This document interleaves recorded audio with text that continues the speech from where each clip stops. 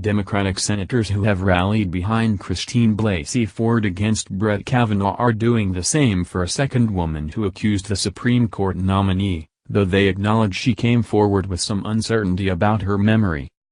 Multiple Democrats told Politico on Monday that they see Deborah Ramirez's account in The New Yorker as credible, if not airtight, evidence for a case that President Donald Trump's Supreme Court nominee has a pattern of untoward behavior toward women.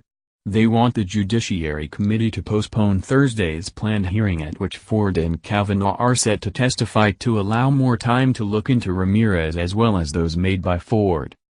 Senator Chris Coons, D.Del, called for an FBI investigation of Ramirez's allegation, which dates to when she and Kavanaugh attended Yale.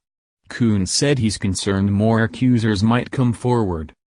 By pushing forward with this Thursday's hearing, we're at real risk of not hearing all of the relevant allegations against Judge Kavanaugh, Coons said.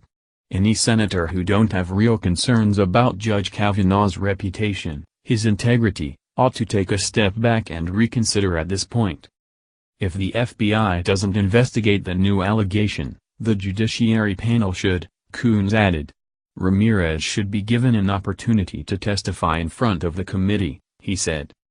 Senator Bernie Sanders, of Vermont, a member of Minority Leader Chuck Schumer's DNY leadership team, sounded a similar note in calling for a delay of any committee vote on Kavanaugh until there is a thorough investigation of Dr. Ford's statements, and I think the same for Ms. Ramirez. Democrats moved to largely unify after Ramirez's claim comes as the GOP has tried to undercut her allegation that Kavanaugh exposed himself to her at a dormitory party.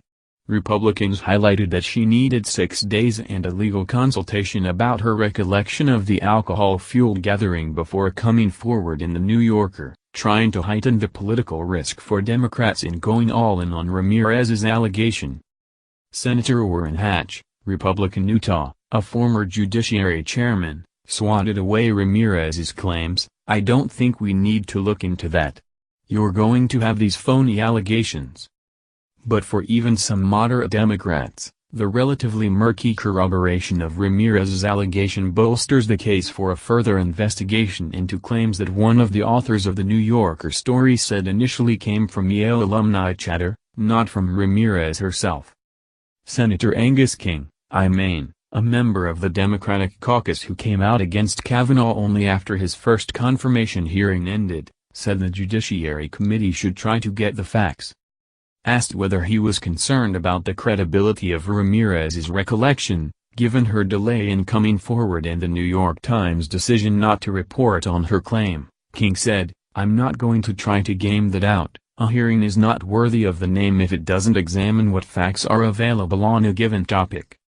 While most Democrats are taking Ramirez's allegation seriously, if not to the extent they're publicly backing Ford, they're stopping far short of giving the same treatment to a third, undisclosed woman linked to the nominee and represented by celebrity lawyer Michael Avenatti.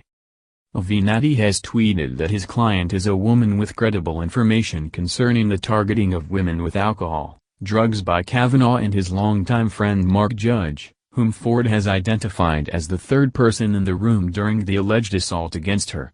But Democratic senators are treading lightly on the claims from Avenatti, who also represents Trump accuser Stormy Daniels and is weighing a presidential run. "You know I never have no comment, but I have no comment about Michael Avenatti," Senator Brian Schatz, Democrat Hawaii, said. "Until we have more information, there's not much that anyone can do with that." Senator Elizabeth Warren, D-Mass, like Sanders a member of Schumer's leadership team and leading 2020 presidential contender, said of Avenatti's client. "But since there are 2 women who have come forward, they have made credible claims, they have made their names public, it now means that the FBI should be conducting a full investigation into both Ford and Ramirez's allegations," Warren added. Senator Mazie Hirono, Democrat Hawaii, who's become one of the Judiciary panel's most vocal Democrats on sexual misconduct issues, delivered blunt advice to Avenatti: "If he has something to introduce, he should do it now. I haven't had any contact with him." A spokesman for Judiciary Committee Chairman Chuck Grassley, Republican Iowa, said Sunday night that the panel would reach out to Ramirez, and Senator John Cornyn, Republican Texas, said Monday that it had done so. Ramirez's attorneys did not return a request for comment on Monday as to the extent of her communication with the committee. Avenatti has tweeted screenshots of his communications with Grassley's staff about his still anonymous client, which the GOP initiated minutes after the lawyer posted his first declaration that he represents a woman with credible information regarding Judge Kavanaugh and Mark Judge. Burgess Everett contributed to this report.